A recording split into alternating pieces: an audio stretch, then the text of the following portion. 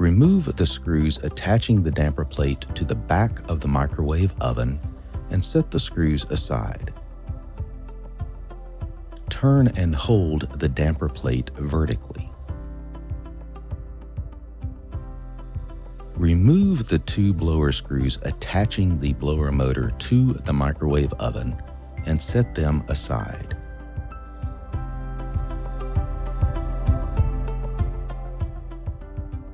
Disconnect the blower motor wire harness from the connector. Lift the blower motor assembly out of the microwave oven and set it aside.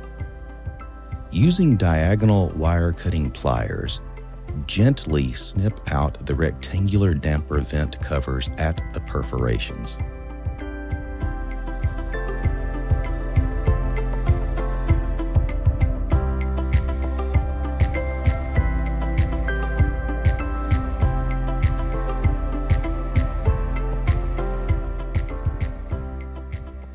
Holding the blower motor wire, put the wire through the blower motor bridge. Lower the blower motor back into the microwave oven. Exhaust ports face the back of the microwave oven. Reconnect the blower motor wire into the connector. Reattach the two blower screws into the recessed holes in the back of the microwave. Check to make sure the two screws are secured properly in the blower motor screw holes so that the motor cannot move. Return the damper plate to its original horizontal position. Secure the damper plate with the two screws removed in step 1.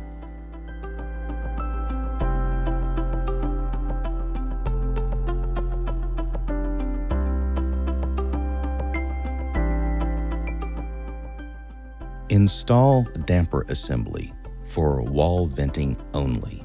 Check that the damper blade moves freely and opens fully. Position the damper assembly on the back of the microwave oven so that the damper blade hinge is at the top and the damper blade opens away from the microwave oven. Secure the damper assembly with two number 6 by 3/8 inch sheet metal screws.